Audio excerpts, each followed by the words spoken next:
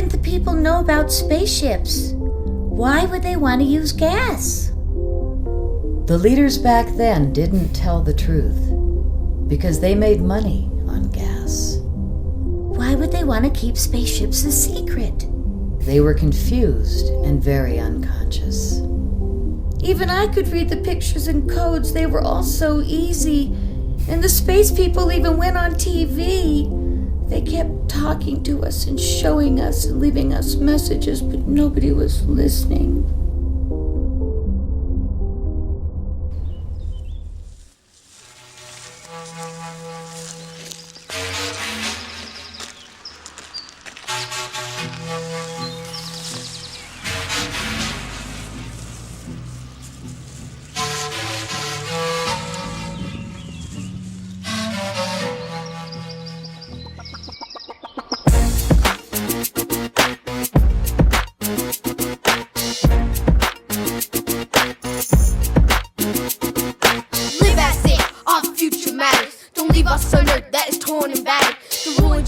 Gotta wake up now, and our generation gonna show you how.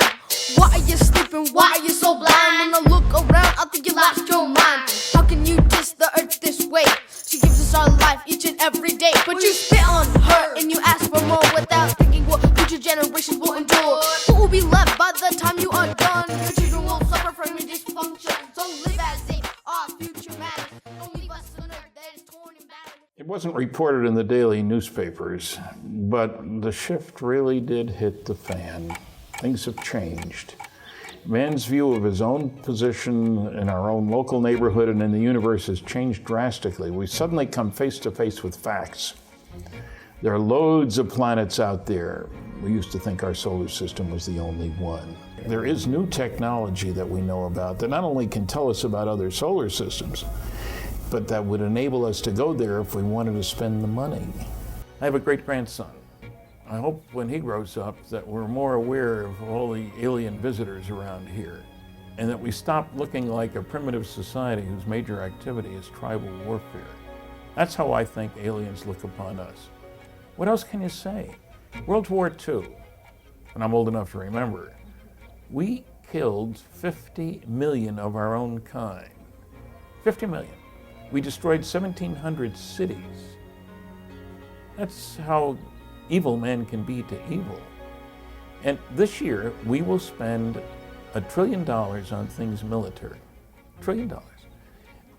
And yet, thousands of children die every single day of preventable disease or starvation. So how do we look to another civilization? This is the devil's island of this corner of the galaxy. They dumped all the bad boys and girls here. They've made a mess of the place, you know. So we need to revise our thinking, get rid of our arrogance, get rid of some of our ignorance, and be aware that there is something to be learned all over the place in everything we're doing. A transmission occurred on November 26, 1977 at 5:00 p.m. in the United Kingdom. A strange unknown voice overrode the TV signals from 5 transmitters that were monitored. The Independent Broadcasting Authority, IBA, in England did not detect the intrusion. The 5.5-minute message overrode a scheduled newscast on Southern ITV.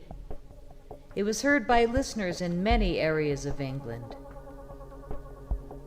IBA engineers in Surrey did not hear the override, and at the main transmitter at Southampton Hants Monitoring System, there was also no evidence of the takeover.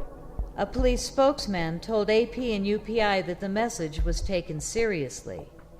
They were frightened and generally scared.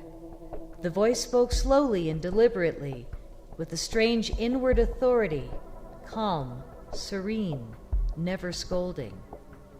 This really happened on TV in England in 1977. These include stopping the execution of all captured prisoners of war, allowing negotiation, being arrested. In Australia, Mr. Kerry Packer's cricketers are still pleading about yesterday's High Court decision, which lifts the ban on them playing in Test matches. This is the voice of Greer, representative of the Extra-Galactic Command, speaking to you. For many years you have seen us as lights in the skies. We speak to you now, we say the same as we have done to your brothers and sisters all over this, your planet Earth.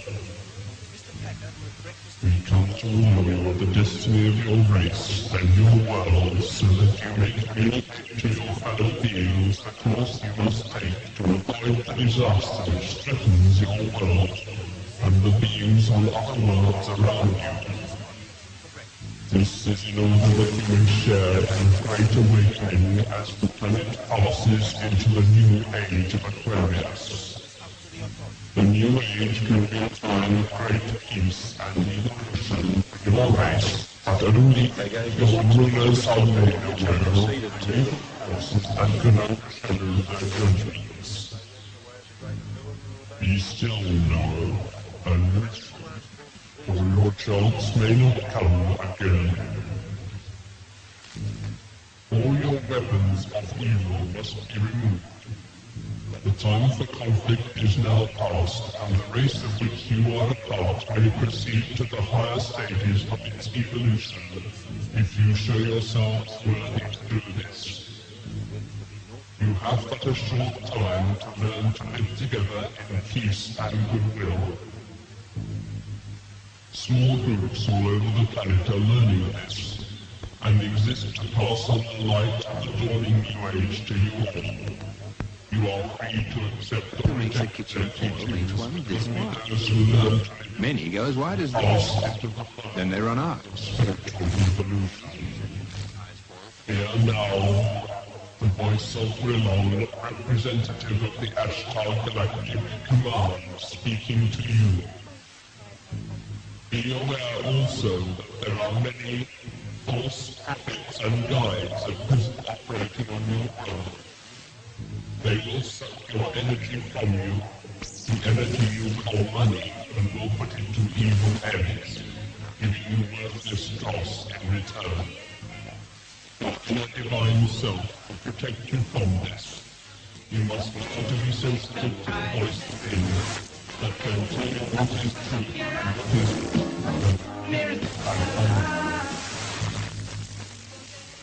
learn to listen to the voice of truth which is within you. It's such a Lead yourself. This is our message. really appreciate understand that we can't believe. I insist on the little full of only really choice ingredients.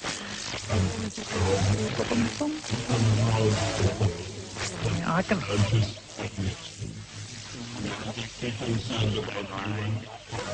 Cats have 9 lives. that's just Have no fear. Keep on you to know yourself and discard with the ways of your planet Earth. The Extra-Galactic Command thanks you for your attention. You are now leaving the planes of your existence. May you be blessed by the supreme love and truthful guidance.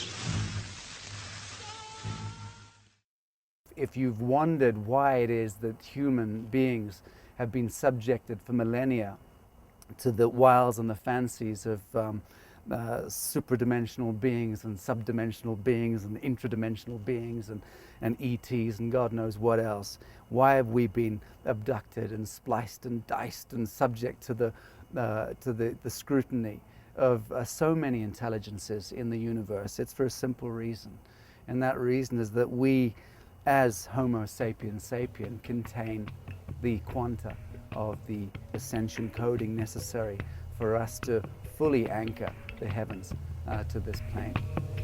It's not what you see, it's what you don't see. It's not who you know, it's who you really are. It's who you really are.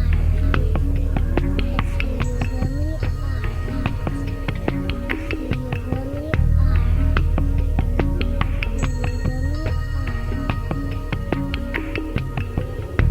Who you really are.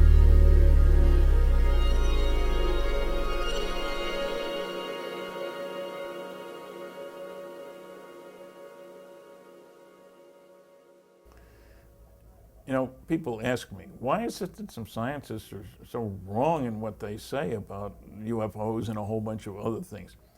Well, frankly, I've found that there are 4 rules for debunkers of everything. It doesn't matter what you're looking at. It certainly applies to UFOs, medical stuff, all kinds of things. First, don't bother me with the facts my mind's made up. Second, what the public doesn't know, I'm not going to tell them. Third, if you can't attack the data, attack the people. Like the British Astronomer Royal said, only kooks see UFOs. Basis given, 0. Is it true? No. If anybody who looks at the evidence, which of course he didn't, would find. Do your research by proclamation. Investigation is too much trouble. Nobody will know the difference anyway.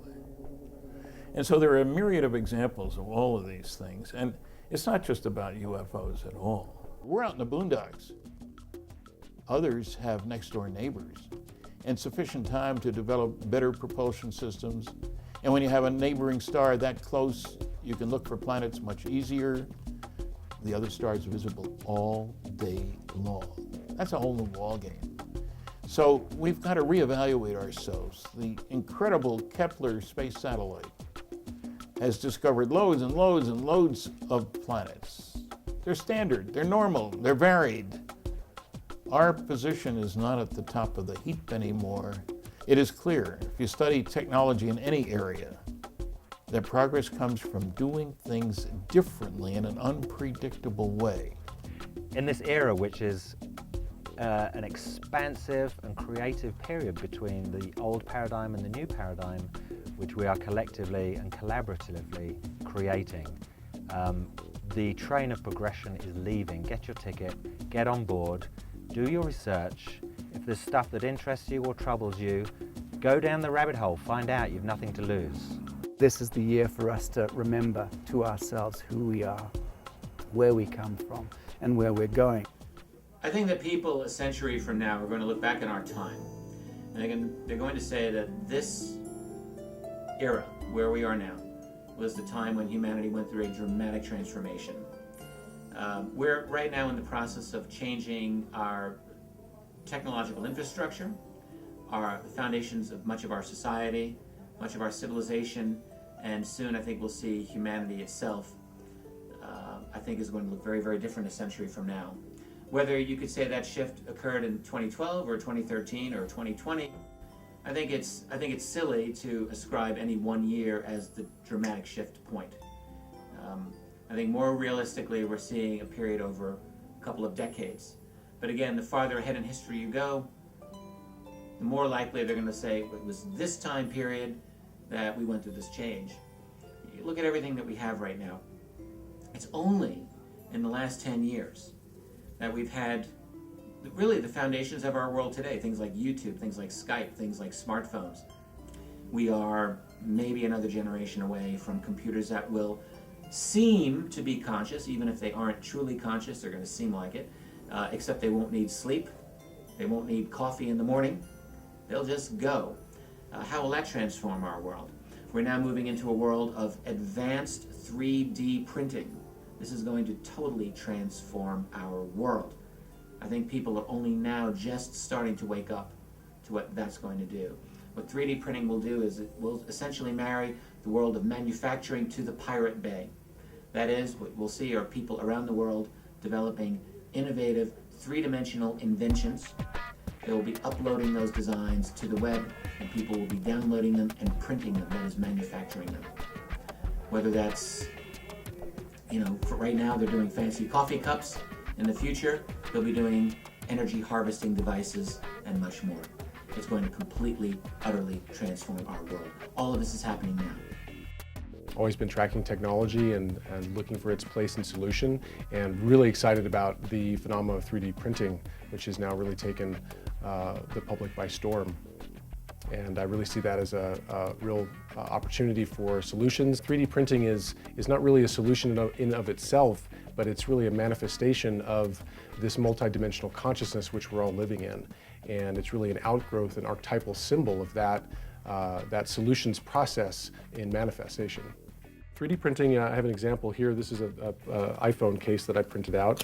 with a 3D printer. And the process is fairly simple in that you first start with a digital model of something like this, and then it's sliced into cross sections or very small layers, and then a computer interprets that into instructions for a 3D printer, which takes some sort of a feedstock like plastic or powdered material and builds it up layer by layer.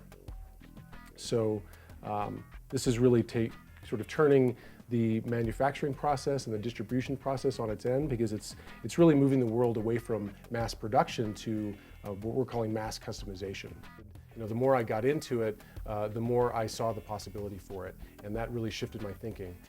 You know, on its face value, yeah, it's taking a digital model and making it real, but what's more than that is you're engaging in a multi-dimensional experience, in that, yeah, it's using something digital, so you're kind of sort of in this digital hardware paradigm, but more than that, you start engaging with a whole ecosystem of people, of ideas, of sharing those ideas, and being able to manifest that almost instantly. You know, I remember having this one morning, my friend Skyped me from Australia and said, hey, can you print out this very interesting part? In fact, it was for a prototype or a reproduction of the Ralph Ring OTC X1 craft. And this very small part that would have been very, very difficult to mill.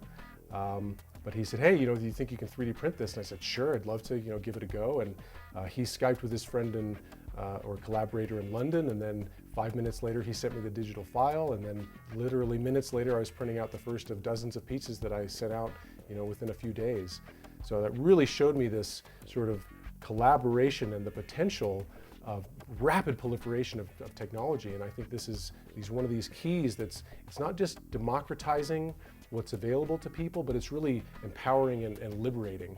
Because you can imagine, you know, when someone will get an idea and it goes out to thousands of labs in an instant, and then within minutes they're printing the same result. So that sort of proliferation of technology and solution will be so much more rapid with this kind of technology in place. Anyone in all sectors, this is going to affect you because it's part of the solution. It's part of the manifestation of the shift that is happening. I mean, the shift is hitting the fan, and that's very exciting.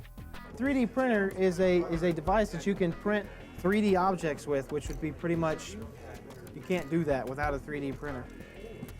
So the 3D printer kind of helped me build this device, which is a filament extruder. And basically the filament extruder uses recycled plastic to print out the filament that runs through the 3D printer. So it's just a way of using your resources and actually making the filament that you're using to print 3D objects. This is the Pap Noble Gas engine replication that I did. This basically uses plasma and a piston that sits on top of here to make mechanical force. And it's very interesting because you can take electrical power and turn it into mechanical power through plasma. And this is the device that does it. It's a Pap Noble Gas engine test rig.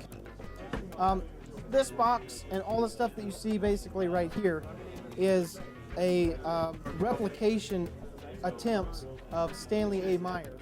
A lot of individual research has been brought in from other people that I'm working with, and a lot of this stuff is also theirs, but basically it's the gentleman made a water car, and we're trying to prove or disprove that that's real or not. We've been accessing energy in a very violent macho mode for as long as we can remember.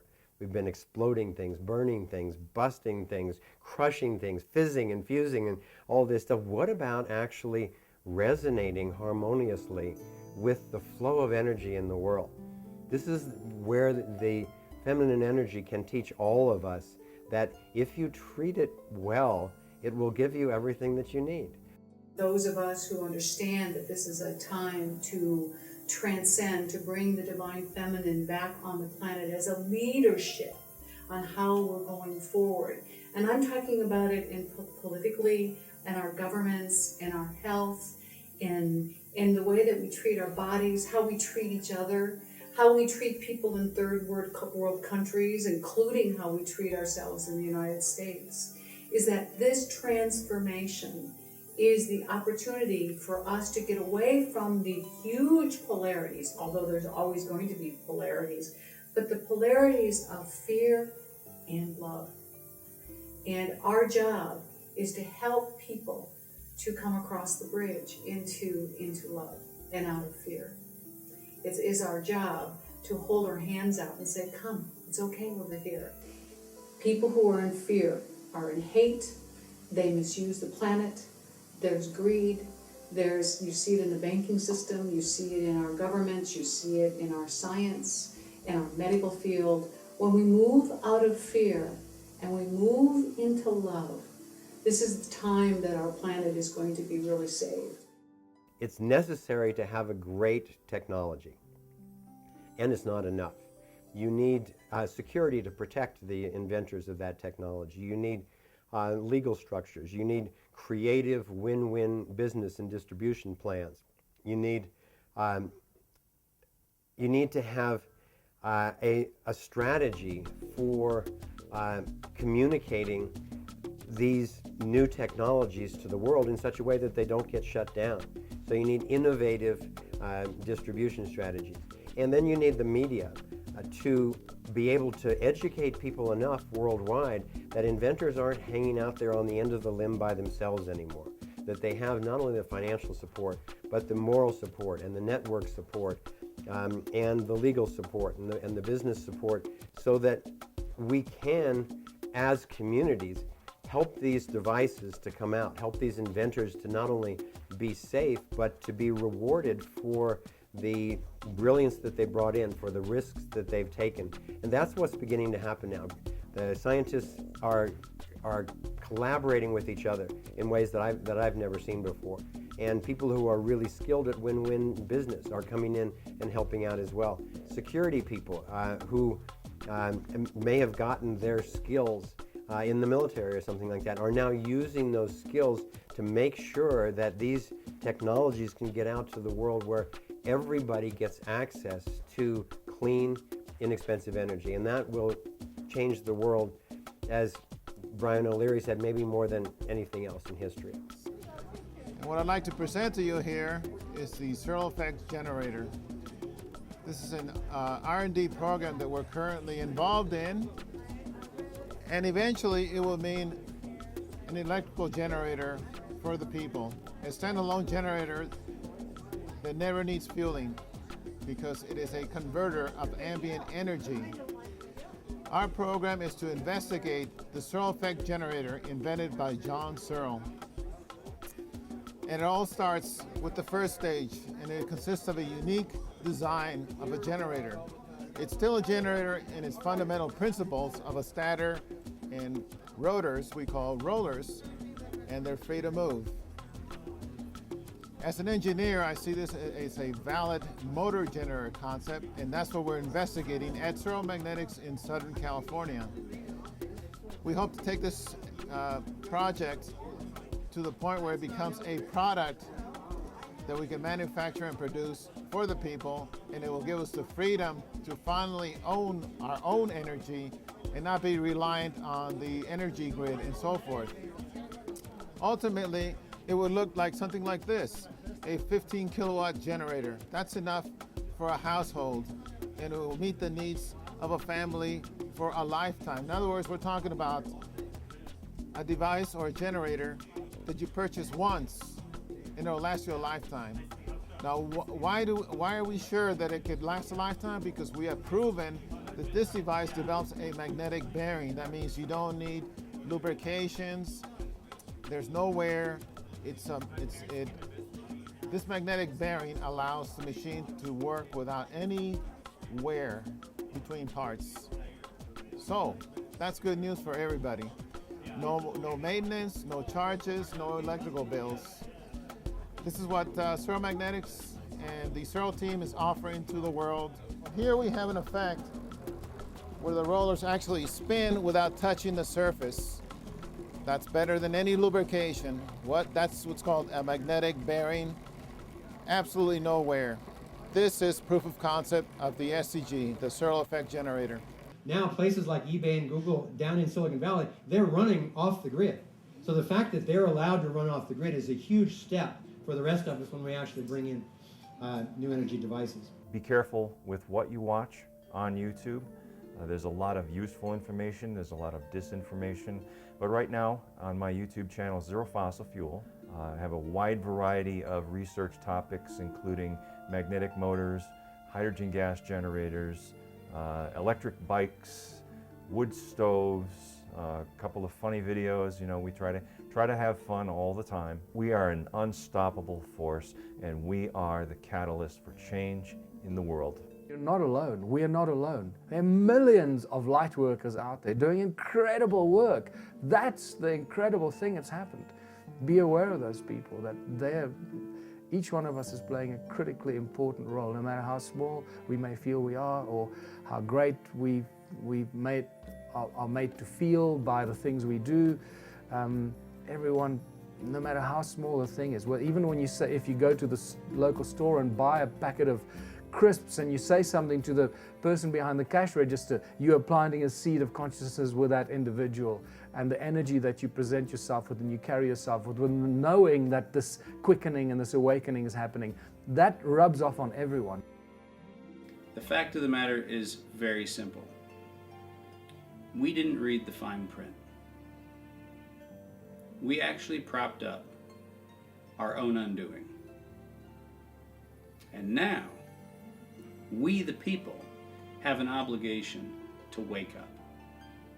We the people have to realize that we can't blame somebody else for this. This is not some nefarious conspiracy of 14 families that come from the Knights Templar and kind of figured out a way to squirrel away golden jewels in some Nicolas Cage movie. That's not the problem. The problem is actually staring us in the mirror every morning when we wake up. When we go through the world thinking, this is too complicated for me to understand. Let me lay it out for you really simple. It's not too complicated. You have had your pocket picked. And then you've been asked to pay the pickpocket his cab fare to take your money away from you. And then you've been asked to make sure that that pickpocket who has taken your money away from you is given safe passage to a place where you can never get your money back. There it is, plain English. That's what's happened. And lest you think that I'm some sort of angel of doom and gloom, think again. The fact of the matter is this system hasn't been working. It didn't work 100 years ago when it was constructed, when the Federal Reserve, over the objections of the American people, actually was formed. It didn't work then. And this 100-year experiment has failed. And we the people have an opportunity to actually start a new experiment. The conclusion that I've certainly reached, and it seems that millions of people around the world have reached the same conclusion, is that we have to do away with money. We are a completely and utterly enslaved species. The only way we are going to liberate our species from this total and utter annihilation of an enslavement state that we've been in for thousands of years is to remove the tool of enslavement. Now, some people still get confused about this enslavement thing and the money and the link and how it works. It's not about the money. The money is just the tool that is used against humanity to enslave us. So what we have to do is to remove the tool of enslavement, and that means we will liberate ourselves. A world without money, there's no crime, no greed, no gluttony, no envy. The 7 deadly sins just vaporize into thin air. There's no need for hoarding. There's no need for anger. There's no need for anything other than giving expression to each one of us using our God-given talents, waking up with a smile on your face, because when you wake up, the first thing that'll cross your mind are the exciting and incredible, amazing things that you're going to do that day that under the normal capitalistic system is something that you look forward to at the end of the year when you take your 2 weeks of vacation. At the moment, millions of people, billions of people around the world wake up every morning. They hate their lives, they hate their jobs, they hate their boss, they hate the fact that they have to sit in the car or ride a bicycle or a train or a bus in the rain, in the blizzard, in the storm, in the heat to some lousy job that pays them just enough money so they can pay the electricity and pay the rent and buy some bread and milk and just somehow survive by the end of the month. And guess what? Then they have to start all over again and do it from scratch. Now, anyone must clearly see that this is insanity. And it seems that the children today are cottoning onto this quite quickly, because more and more kids are being born, and especially like the young teenagers, the 12, 13-year-olds are seeing through this very quickly and starting to tell their parents, hold on, this is not normal. We should not be living like this. I'm 13 years old. I've been an activist since I was 6 when I did my first public speaking engagement. And I'm with a group called Earth Guardians and have been for about the last 4 or 5 years. And we work on combating issues in our community that are directly affecting the future of my generation. Pesticides, GMOs, climate change, our environmental crisis that we see right in our backyards. Right here in Colorado, I'm from Boulder, Colorado, we have like really dry, whether it's in the winter or in the summer, it's dry no matter what. So we've had a lot of wildfires because of climate change increasing the temperatures and more pine beetle kill, and so that's really affecting our forests. We've lost approximately 70% of our lodgepole pines here in Colorado. With all the dying trees, there's no excuse for the Forest Service to send truckers in to cut thousands of living trees out of the Rocky Mountains. We followed truckers down the canyon all year long. And what we were told was that they only sold it for $30 a truckload. Really? Cutting our forests when there's so many dead trees doesn't make sense. Those are old, sacred trees that support the forest. They left us all the slag piles, big heaping piles of kindling. That's not doing us a favor to prevent forest fires. I've always just grown up in nature, playing in these lakes and rivers and hiking in the mountains. My father raised me in the Aztec tradition, so I think I've always had a connection with nature, and he taught me that all life was sacred, that all life needed to be protected. And so I think based off of that, when I saw that the environments that these different ecosystems that I felt so connected to, when I saw that they were being destroyed, that it just pushed me into action. I felt like I needed to do something, and then I started educating myself about climate change, about all these issues, about fracking, about GMOs, about the Keystone XL pipeline. And once that I had that education, once that I knew about it, then there was no way that I couldn't act. With that information, I couldn't not do something about this issue. We go to county commissioner meetings about fracking, and we go to city council meetings about pesticides, and that's mainly just like the local stuff. We do marches and rallies and stuff against climate change. I went to the Rio Plus 20 UN Summit in Rio de Janeiro, Brazil, and so that's when leaders from all over the world came together to try to solve climate change politically. And to a certain extent, it was really disappointing because they didn't come to any agreements. They didn't make any laws. Nothing was enforced. Nothing was put into place that says this is what we're going to do. These are our concrete actions. We're going to tax carbon, putting output into the atmosphere. No concrete action was made. It was just another Copenhagen, which was another big conference that kind of failed. What I've seen is that if change is going to come upon this earth, and it's not going to be made by politics or laws or presidents, or nothing can be solved by that. I think that the leaders, their sole purpose was to protect the people, to make sure that we have a good standard of living, so we have resources, so we have water and health and a clean environment. To a certain extent, they failed us. And it can't be, something that we're waiting for them to do. You guys made the mess, you guys are going to clean it up. We have to stop that mindset. Fracking is starting to become a really huge problem here. There is 51,000 active fracking wells in Colorado. It's such a huge problem because not only is it using millions of gallons of water, it pollutes the atmosphere, it pollutes the air, and it's over a long period of time, the methane that is released is 70 to 100 times more potent of a greenhouse gas than carbon dioxide. The natural gas industry, they're going to want to make you believe that it's a transition away from fossil fuels.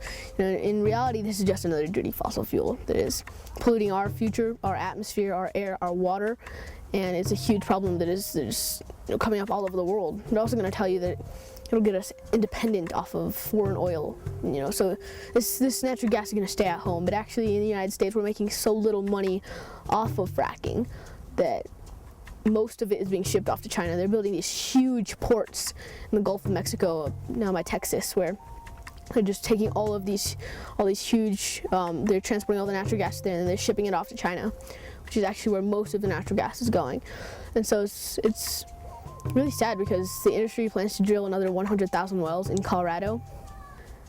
And, you know, people come to Colorado to go skiing and to get a breath of the fresh air. And, you know, I mean, look at this beautiful environment. People come here to see this, not to see, you know, huge boreholes sticking into the ground and poisoning the Mother Earth. And I think that people don't really realize how much of a problem that's going to be. And you know, once they go, if they go through with this plan, you know, I'm going to do everything in my power to stop it. But if they continue with this plan of drilling 100,000 wells, there won't be a quiet place left in the Rocky Mountains. You know, the water system, our aquifers will be so polluted that they won't even be drinkable anymore. Our air is going to be so polluted, our water. And it's just a huge problem. It's affecting people all over the world. Don't get me wrong, this is a global issue. Australia is suffering severely from fracking. China, Argentina, all these places all over the world there, including Pennsylvania, where we just got back from a huge power shift conference. That's probably one of the most heavily fracked states in the country.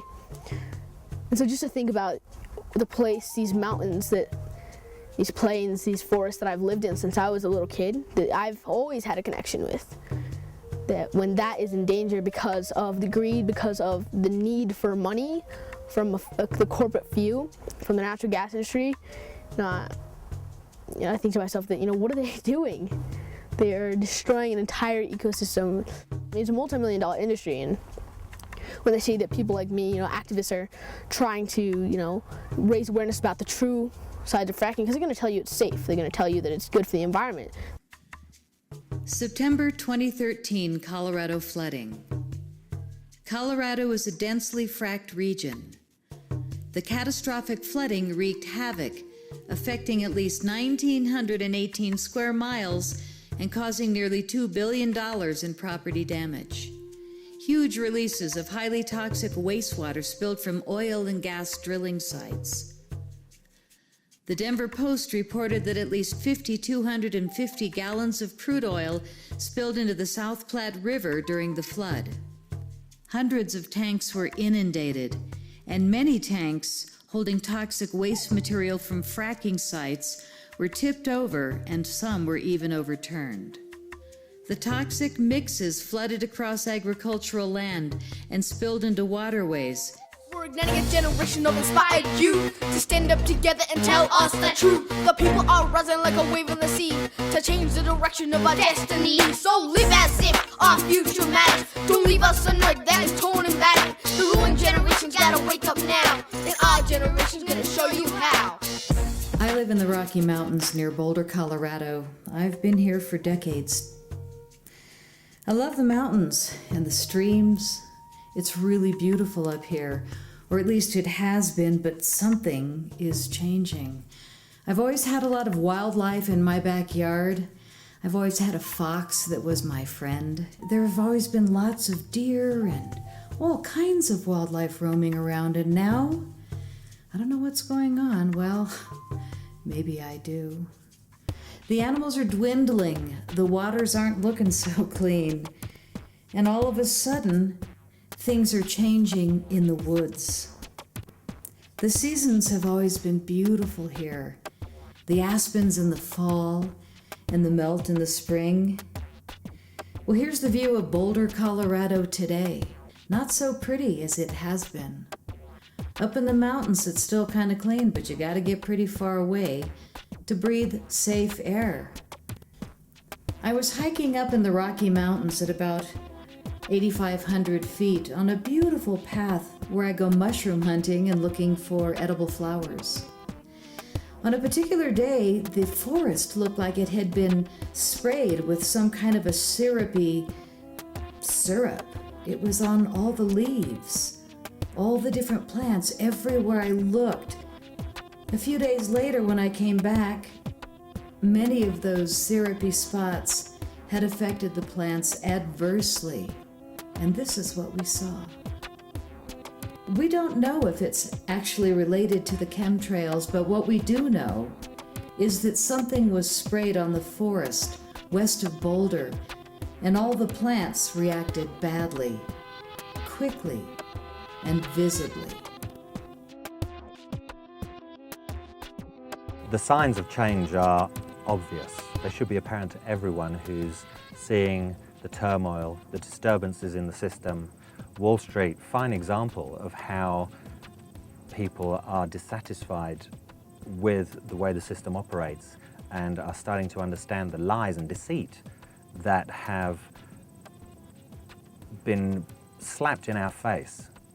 Delighted to be able to have a chance to address a little bit what's going on that's in the way of our thriving, and especially what we can do about it. Because there are obviously tremendously dangerous things going on in the world with the chemtrails and the fluoride and the GMOs and the banking scam and the NSA surveillance and the NDAA and all of this stuff. And at the same time, you're not going to hear it from the corporate media, but truly hundreds of millions of people all over the world are waking up, they're speaking up, they're linking up, and they're taking action.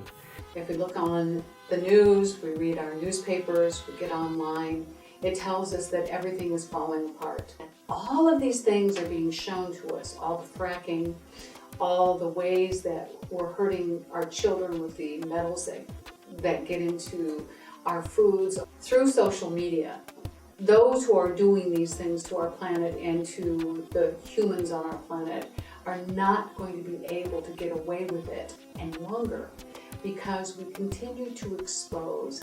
That's the exciting part about being on this planet right now. Having them be exposed is stopping it so that we can really begin to create love on this planet. The one thing that I found that every human being that I have talked to agrees that they don't want to be violated against their will. You would be horrified to know how many people I've talked to who, even though they don't want to be violated themselves, that they think that they are so rich or so white or so enlightened or so smart, so successful, whatever, that they actually should be controlling vast numbers of people. And to actually say that to my face, like, oh, okay. The very first and most important thing that we can do about this agenda to dominate us is liberate our own consciousness. And then from there, the sky's the limit. You can do it whatever. And as you do, you end up finding like-minded people. If you agree that nobody should have rights that anyone else doesn't have, nobody should be violating anyone else, well, there goes government. Very simply put, we're born. We are flipped into a registration certificate, offered up to Rex the king, so to speak. We're flipped into a birth bond shortly thereafter, and that bond is then traded for the duration of our lives on the stock markets, on the corporation government's books. And we are effectively declared through this extraordinary invisible contract. We are cast adrift on the ocean of doubt and misgiving under something called Admiralty law. And there you have it, ladies and gentlemen. We are owned from birth until we awaken to the fact that we simply need to step out of that invisible contract and into a new covenant, not a contract. And that covenant is a covenant of fellowship, and it's a fellowship of the actuated human heart. It's important to recognize that there is a multi-trillion-dollar piggy bank for certain people still in the earth in terms of oil, gas, coal, nuclear, and they don't want to give up those profits. So they have been literally fighting against the emergence of clean, free energy that is distributed in a decentralized and sovereign way to individuals and communities around the world. And it goes farther than that, because behind those corporations are the banks which loan credit to those the corporations, but the banksters themselves, if you follow the money in any of these areas, you find out it's the same people that it goes back to every time, and that their agenda has become really blatant and documented to create a one world government and control all of our lives. So they also don't want to see people get independent off the grid and independent with their energy access any more than they want people getting the truth about what's really going on in the world, because it makes this a lot harder to control. But in my opinion, we've tipped past that point now. With the internet, there have been many attempts to shut down the internet. They haven't been successful. If there's some sort of false flag event in martial law to shut it down, it'll open up again, because there are so many brilliant people who want it open, so many people who need the internet.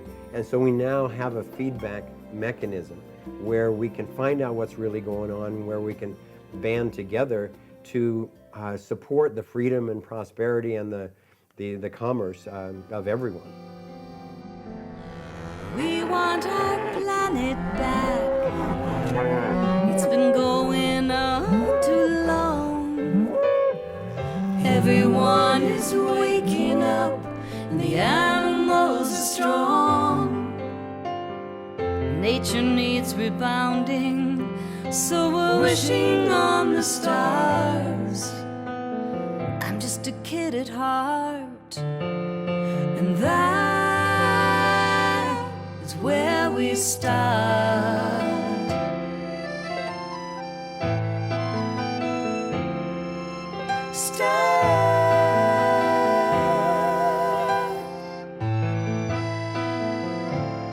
Who's in charge here? Who's in charge here?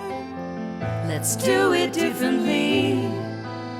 It's sickening all the people, and it's killing all the trees.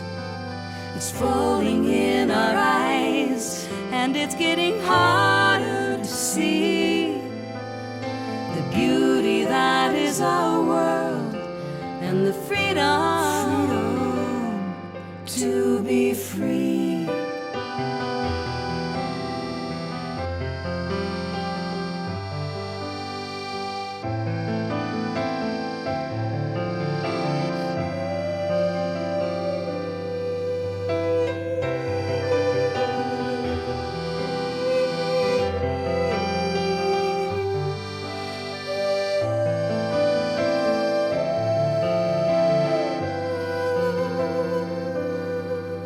It's landing in the water.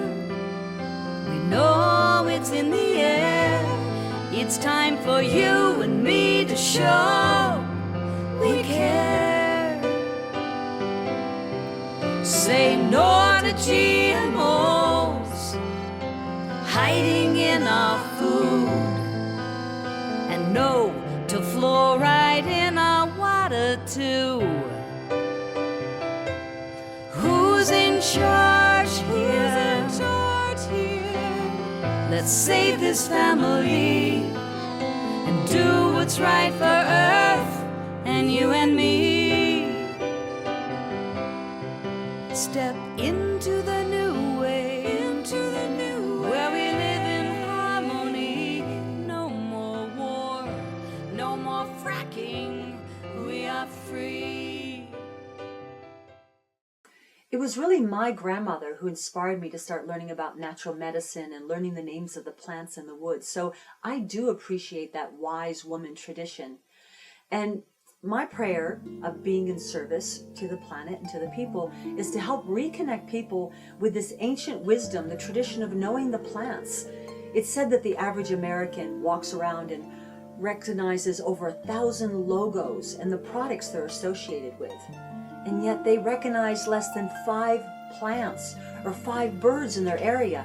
And one of the plants they recognize, the dandelion, might make them think that they're supposed to go to the hardware store and buy some kind of chemical to kill them, when dandelions are really classified as one of the top 5 nourishing vegetables on earth.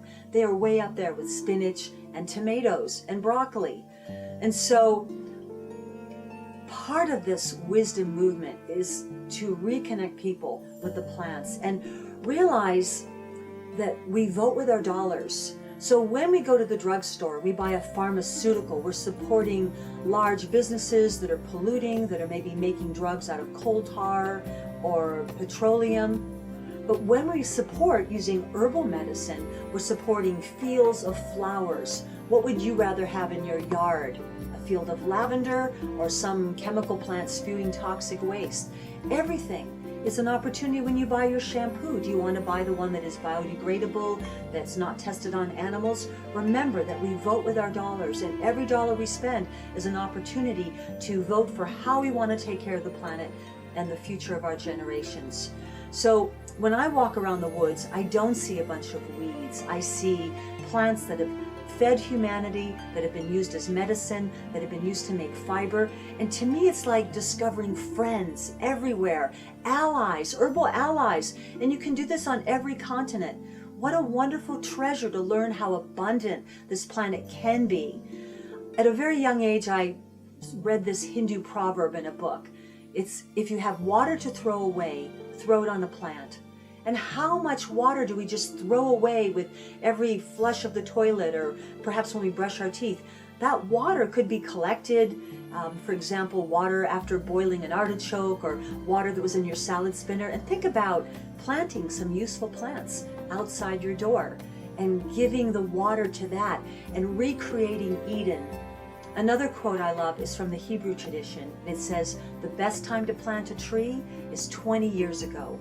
The next best time is now. So don't wait. What are we waiting for? Even if you're not going to live in that place forever, a vote for the future is to plant preferably a fruit tree, something that can nourish the people and bring Eden back to all of us. I think a lot of my path in life is really trying to look at the way that we create products and the way we interact with the world. And here at Pangea, one of the things that we always think about is that everything comes from the earth. It doesn't matter if it's the camera that's videotaping me right now, or the products that we're making, or the food that we eat. Everything comes from the earth, and at the end of the day, the end consumer is always the earth. So we really try to take these things into account when we're creating product, because without the earth, we have nothing. You know, we get to exist here, and we have everything that we need on this earth, but if we're looking at this future of consumption in a way that we're just trashing the planet that we live on, where are we going to be?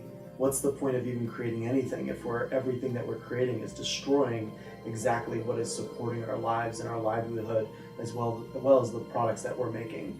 We also try to take into account the people that are involved in the process. You know, there's farmers all over the world creating the ingredients that we're using to make our products. A lot of people don't know that 87% of the world's food is grown by women.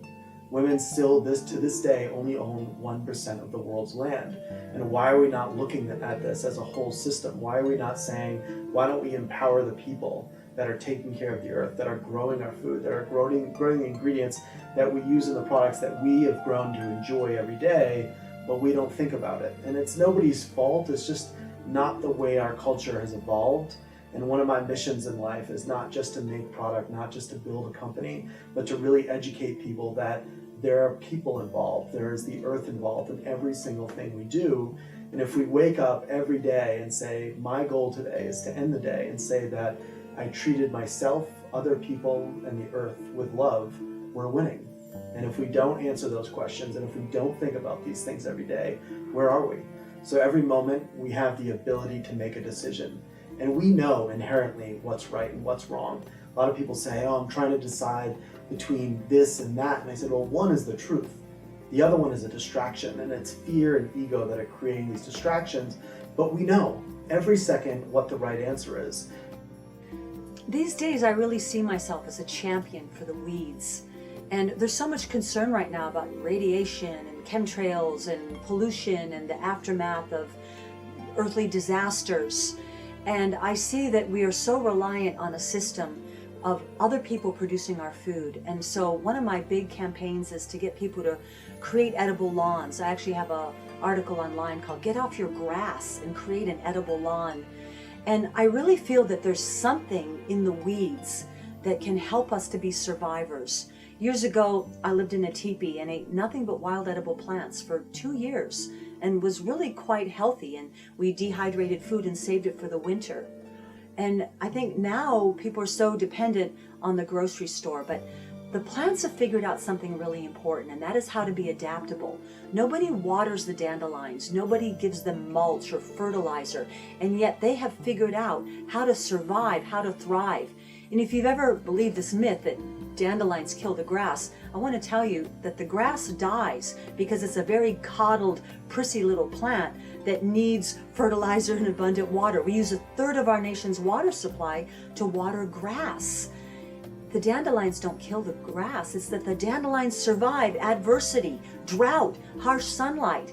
And so if we start eating those plants, they have the genetic message to thrive and survive. And so my feeling is learn to eat the weeds, learn to identify them, know who your herbal allies are, and cultivate a more wild lawn that can feed your family, feed your health, and create oxygen for this beautiful planet that we all deserve as our birthright. We are facing a global crisis that threatens every living system that has ever come to evolve up to this point on this planet. And it shouldn't be my job to do it. But the past generation has failed. Their job was to protect this planet for our generation, to make sure that, we didn't have to deal with stuff like climate change with our environmental crisis. But they're not. They're not taking responsibility. They're not taking initiative. They care more about the money in their pocket than they do about the survival of the next generation. So if we go back and we look really fundamentally at the system that we call the current banking system, we have to realize that the current banking system actually ended probably in 1971. And what we're doing right now is we're playing out the last elements of a system that really did fail. And the reason why I say that is because if you go back and you look at the 30-year bond, which is in fact the fundamentals of our current economic system, the 30-year bond, when it was first structured in 1913, when the Fed was established, that 30-year bond was specifically linked to the life expectancy of the average laborer in the United States. And people forget that 30 years is not a natural history number, it's not a metaphysical history number. 30 years is actually a real number that came from the actuarial life expectancy of a laborer at the turn of the last century. Now, the reason why the 30-year bond was established is because life insurers were selling life insurance policies that had a maturity, mysteriously, on your death. And the amazing thing is the maturity of the policy actually matched your death less a few months. The way in which you robbed humanity was actually sell them life insurance, which you knew they would not renew on the year that they died. And that's the reason why the life insurance model was actually structured the way it was. And it's the reason why when you go back and look at the investigations that preceded the establishment of the Federal Reserve, you actually see that in those investigations, the people who were framing the duration of the Treasury notes were life insurance companies. And those life insurance companies needed 30-year duration assets. Now, it turns out 30-year duration assets only work if you have life insurers who actually backstop the mortality of the people that are being insured. And so what you have is this insidious cycle. And the problem that has happened, and lo and behold, it's happened on 3 punctuated moments, oddly enough. We had the Great Depression, which was actually one of those moments, which actually led to the Bretton Woods Accords. And if you go back and look at the Bretton Woods Accords, the reason why we established the dollar as the hegemonic currency in Bretton Woods, we established it because we were about to default on the first 30-year note. The next 30-year note was the Nixon administration, 1971, when we defaulted on the gold standard, which is actually when France went to actually redeem the gold standard. We went and said, guess what? We're not in the gold standard anymore, and we defaulted a second time. The third default was 2001. Not mysteriously, the day before 9/11, 9/10/2001, there was actually a public pronouncement that there was a missing $2 trillion of liquidity in the United States government. That missing liquidity was identified, of all things, by Donald Rumsfeld. Now, you wouldn't expect a defense executive inside of the executive branch of the government to be the one that announces the default, but that happened, and it happened publicly. And then, quite mysteriously, the day after, a new cover story was born. You have big work to deconstruct the masculine ego that has been ruling and creating a mess out of things for over 2,000 years. So the third default was actually a very interesting one because rather than restarting a 30-year clock, it started a shorter duration clock. The reason why 2008 was significant is because 2008 was actually the maturation of the shortening duration of the treasuries being held by banks.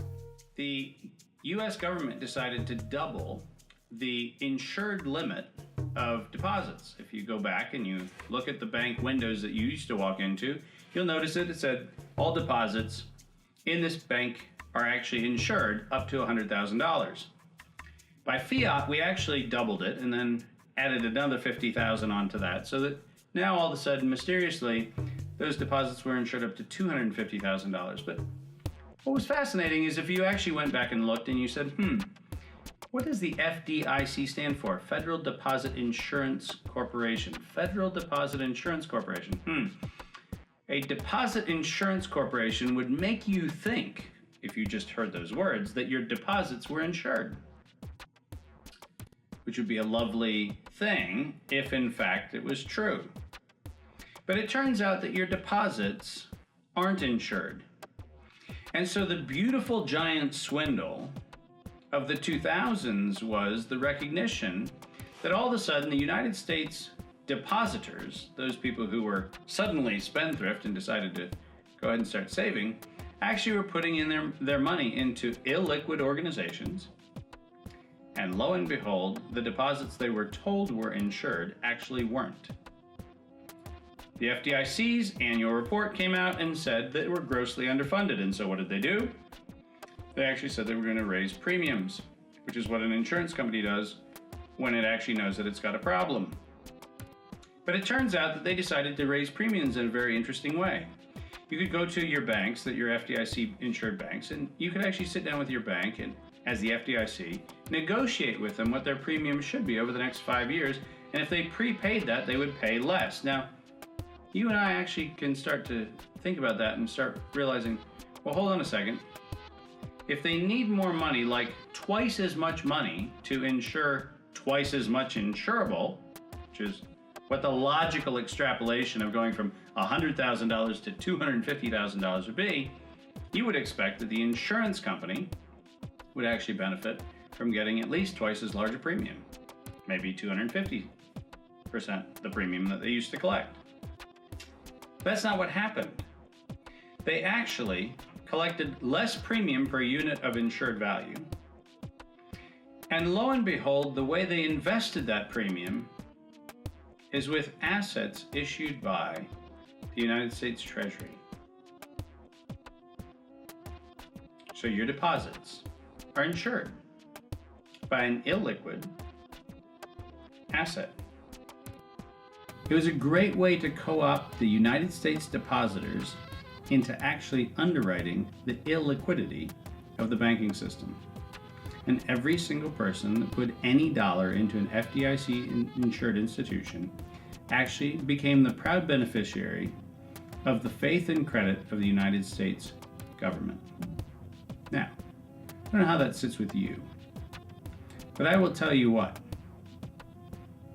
2012, that giant moment in time when we were supposed to actually encounter this great awakening and this great illumination, and when we the people were going to finally wake up to the fact that it was time for us to change, unfortunately came and went without the American people or the global citizens to actually realize that not only they had been swindled through the period of time from 2001 to 2008, but worse than that, they actually had been participating in their own complicit demise.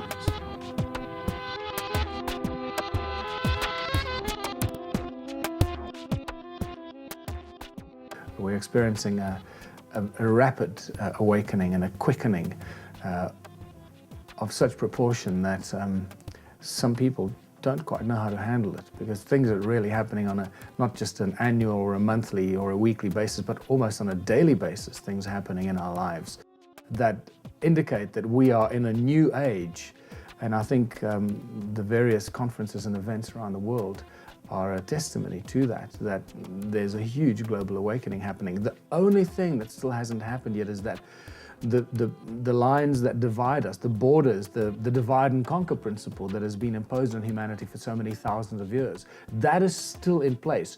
It is almost broken down, but it still has subtle remains of the original control structure, but that's breaking down at a rapid rate.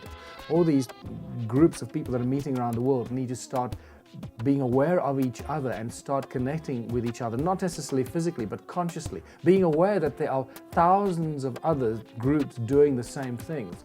And that energetic connection is going to break down those final vestiges of divide and conquer principle and separation. And I find that really exciting. A lot of people in the alternative world follow all those podcast shows, read all those books, see all those documentaries.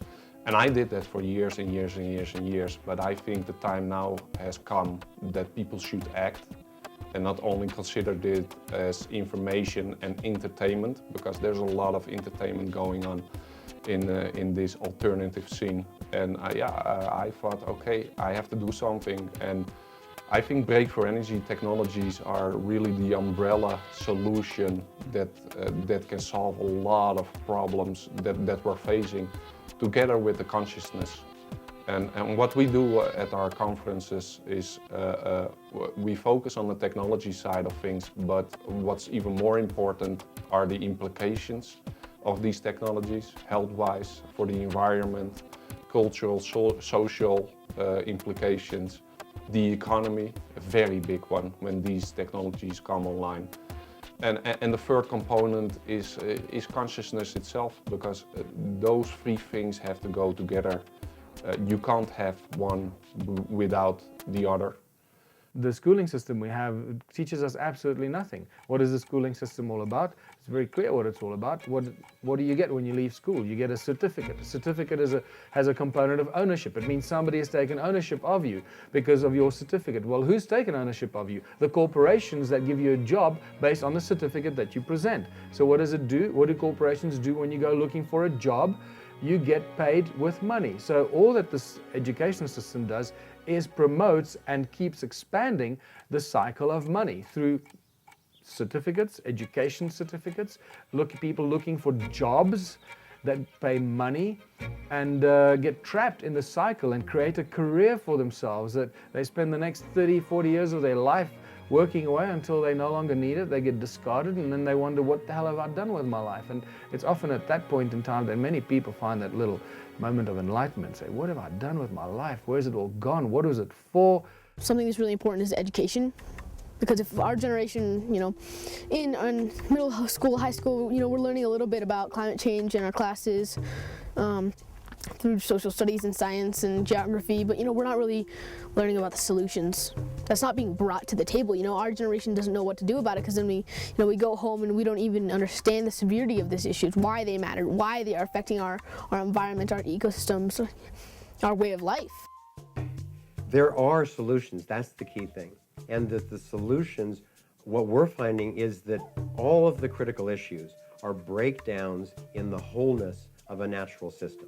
Whether it's of an ecosystem, of food, of your health, of the natural economy of a community. And the solutions, therefore, are always restoring the wholeness of a natural system. Because if you look to see what's the problem with GMO foods, well, they've broken the wholeness of natural seeds, of whole foods. And so what we need to do is not allow that into our bodies, covertly into our food stores, so that we're actually eating natural whole food. The torus energy of the seed, it has remained intact. And then you look at all the pesticides and herbicides and phosphate fertilizers and so forth. Why would we be using those? Well, it turns out that if you restore those ecosystems to polyculture, in other words, lots of different plants, organic, it allows the natural environment to restore itself, and therefore there will be a balance of predators and bugs and worms in the soil and all that stuff, rather than trying to dominate and control even agriculture. Once again, if we blend with the way nature does it naturally, it'll give us all that we need, and in a very healthy way. You go from this skin-encapsulated ego to, this is pretty interesting, and then pretty soon you're the solar system, and then pretty soon you're the galaxy, and pretty soon there's no boundaries, but you still have a center. So when that happens, it tremendously liberates your consciousness. And at that point, you become a lot more difficult to control. There's a small, tiny group of people that have actually got this insane amount of power and control over the rest of our planet and the rest of humanity and our planet. It's very simple to overcome it. And the easiest way to overcome that is to say, well, the tools of enslavement, if that is money, When we remove money from the system, it means we're removing the obstacles and the hurdles and the shackles that enslave us. Nobody can be enslaved if there's no tool of enslavement. So if you don't use their money, how can they possibly control us or those that are supposed to be using the money that enslaves humanity? A lot of finance ministers, as well as heads of state of the Brazil, Russia, India, China, South Africa, and the other 60 plus non-aligned movement countries out of the WTO, we're starting to get together and having conversations that said maybe, just maybe, the United States dollar and the euro may not come back to their hegemonic position. And as a result, they started exploring their alternatives. The astute watcher of this information will actually go back and look at the media and realize that these things were announced. Things like the relationship with the Chinese and the Singaporeans, the Chinese and the Japanese, the Chinese and others, who actually started forming currency alliances and credit alliances outside of the G20. And it turns out that if you look in the historical record over the last 4 years, you see the emergence of an entire new banking regime, including BNDES, the largest development bank in Brazil, which happens to have more assets than the World Bank. And if you look at BNDES in Brazil, and if you look at the development banks of China, you look at the development banks in India, you look at the development banks in the rest of the BRIC and non-aligned countries, you realize that they already out-asset the World Bank. They already out-liquefy things like the IMF. And so what's happened is the emergence of cooperative agreements between the BRICS countries at a level that is unprecedented in history. Now what that means is that they are actually going back and saying, we fundamentally don't believe that Bretton Woods, the OPEC hegemony of the dollar, is coming back.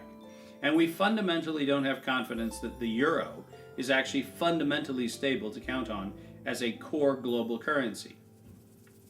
But worse than that, for those of us living in debt-denominated currency markets, is that the Chinese, unlike us, the Brazilians, unlike us, Indians, unlike us, actually like the idea of asset-backed currencies.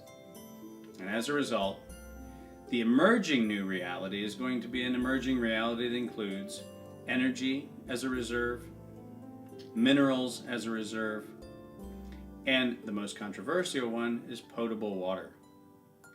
Those three things as a reserve basis, if you will, a basket of assets, which actually buoy a currency, are things that are in fact not only theoretically in the works, but they're actually in the works. And not surprisingly, Gulf states countries, countries that actually are the oil producers, are actually participating in that side of the equation. They already have convinced themselves that the era of the OPEC Bretton Woods dollar hegemony is over. And we in the United States and we in Europe are the last ones to pick up on this. The bad news is that by the time we do pick up on that, the ability for those countries and the BRICS countries and the non-aligned movement countries to actually become their own consumers actually is going to take away the capacity for us to actually respond. Because historically we've used the balance of trade to respond. But it turns out that when you have a couple billion people who are now consumers in the growing middle class at that new lower middle class range, which happens to be the constituents of a large population of the BRICS countries, you actually find out that those consumers will in fact be fully satisfied with the production that comes out of those countries.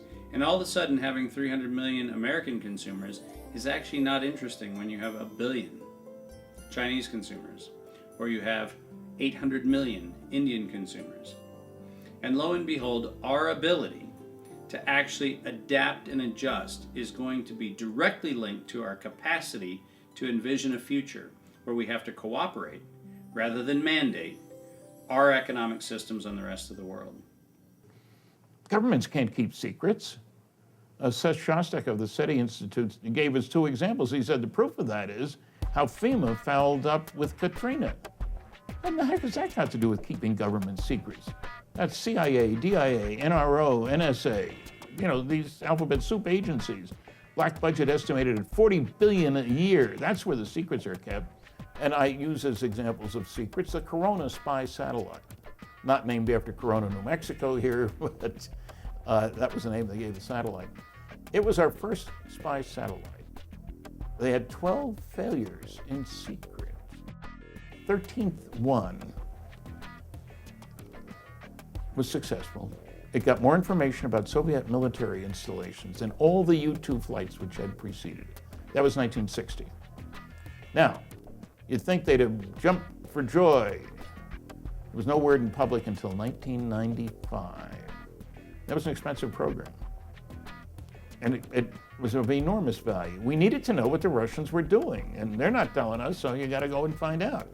And the U-2 was risky because we were violating, national territory kind of thing. But space is okay. And there's an interesting example. The Russians didn't tell their people about the U-2 flights, super high flights of airplanes.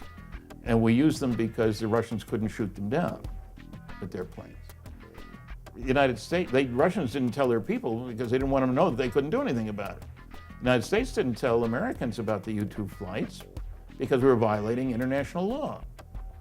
So both groups were keeping their mouths shut, not because they got together and said, you don't want to talk, no, you don't want to talk, no. They both had their own objectives, in other words. And when Khrushchev's one of his newfangled experiments, they shot down the U-2, Gary Powers flight. We lied about it. What else are we going to do? That's right, bad weather, blew the plane off course. Sorry, just weather information. And Khrushchev showed the pilot and the plane and the camera, and at least I got up and said, yes, it's a spy plane, because we need to know what they're doing in a secret place, the Soviet Union. We got surprise attacked once, that's enough, Pearl Harbor. So, cover up, well, Lockheed covered up the stealth aircraft program, 10 years, $10 billion, that's a pretty good sized secret. The NRO, National Reconnaissance Office, they had a contract with Boeing to improve the architecture, the design of these very sophisticated spy satellites that the NRO uses. You can read the license plate in the Kremlin parking lot, that kind of thing. They were trying to improve these. They spent $13 billion and canceled the program because they didn't get what they want. $13 billion, done in secret. That's a lot of people, a lot of time, a lot of money. And there were loads, there were several spy satellites that we operated for years without the public knowing what they were doing. And on the other hand, when we recognized that the Russians were way ahead of us in building small nuclear power plants for use in space, we wound up buying one of them. It was looked at here in New Mexico. The Russians launched over 30 successfully. The United States won. So there's stuff that we're not being told very often. And it's of interest to me. Having worked under security for 14 years, you understand. Nuclear airplanes, nuclear rockets, nuclear power plants for space. I don't even have the final report I wrote on a program entitled Analysis and Evaluation of Fast and Intermediate Reactors for Space Vehicle Applications. One key word was left out, Soviet. What was important was that meant that the Russians had more energy available to them in their satellites for particle beam weapons, laser weapons, for fancy radar to monitor the skies and the oceans and so forth. None of the newspapers mentioned that. They didn't know. So we're at a time when we need to realize that A, we're not at the top of the heap. We're not the big shots we'd like to think we are. B, that we aren't anywhere as near as advanced as anybody else who's had a few hundred, a few thousand, a few million years to work on it. Progress comes from doing things differently in an unpredictable way. Not many people realize we didn't know there was more than one galaxy until 1924, for example. And there are a whole bunch of other things. There were astronomers who in the 19th century said there's one thing they're sure of, they'll never know the composition of the stars. They were wrong. They figured out new instruments to detect exactly that. And so we need a modicum of reduction in our arrogance about ourselves, how important we are, how far we've gone, And there is the presumption, if our smart people don't know how to do it now, it'll never be done. And history tells us that's wrong, over and over and over again. And so maybe we ought to be teaching our children a little humility. I worked on fission nuclear rockets. They're not just better chemical rockets. The best one, the Los Alamos built, 8 feet in diameter, put out twice the power of Grand Coulee Dam, which is immense, enormous, incredible. One nuclear rocket engine. I worked on fusion rockets. Fusion is what goes on in the sun and in every other star in the universe. Every advanced society is going to know about nuclear fusion. We use it for H-bombs. We're a primitive society. Major activity is tribal warfare. But fusion will get us to the stars. If we use the right stuff in the right way, it won't be cheap. You kick particles out the back end that have 10 million times as much energy per particle as they can get in the dumb old chemical rocket. 10 million is a big multiplier. Trips to nearby stars are feasible with round-trip times shorter than the average person's lifetime, without violating any of the laws of physics, instead being sharp, clever, forward-looking. Climate change, our environmental crisis, tar sands, fracking, all these terrible things that are happening all over the planet are being left to our generation. So the past generations, they're going to have their fortune and their wealth, the 1%, they're going to have a party on the planet and leave it for us to clean up. So the message that I'm trying to bring is that, it can't just be about us. We're the new generation. Everyone says that we're the future. The truth is that we are the present, we are the now. We are inheriting the planet right now. And you know what that means, is also that we are making a difference. We are the change generation and having the responsibility to kind of unite. We have to be like the glue, that holds everyone together. The elders, our generation, the past generations of every color, every ethnicity, every religion and culture, everyone has to be connected. We can change that. We can change everything. We're gonna have a better life. We're gonna have better health. We're gonna have if we can stop fracking. I wanna have a normal life with my family.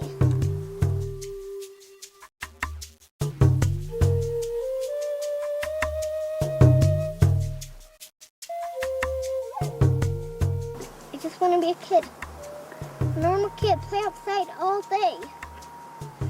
But if we have fracking, you can't. Everyone has the ability to heal themselves naturally. We come in with this, we go back to the non-physical with this. It's already in our DNA or our makeup or our blueprint. We have what we need. We simply have to accept it, listen, and move into it. And we have to remember that we forgive, that we don't hold on to the negative energy, we release it.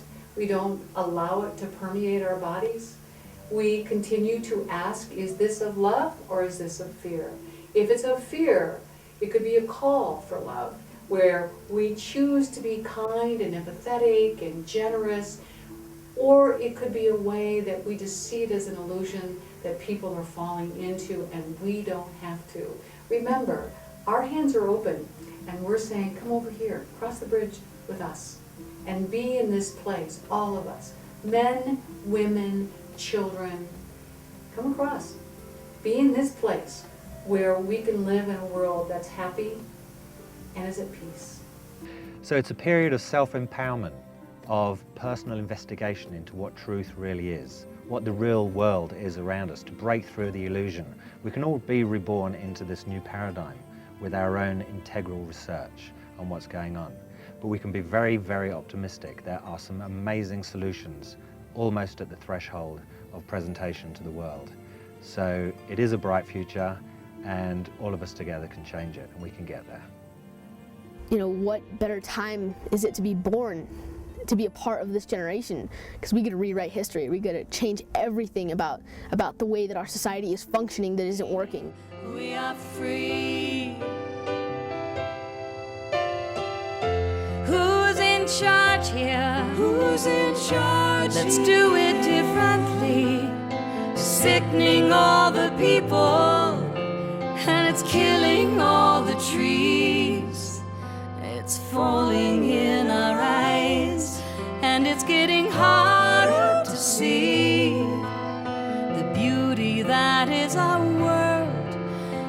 freedom to be free.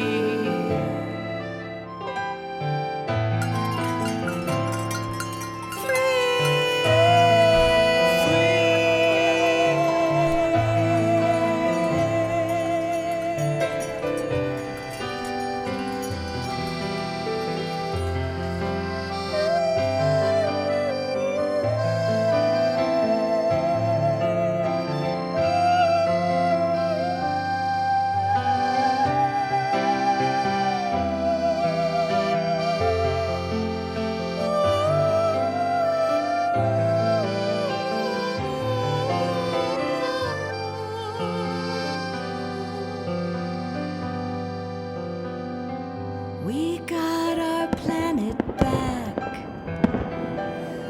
It went on far too long, and now everybody woke up and the animals stayed strong.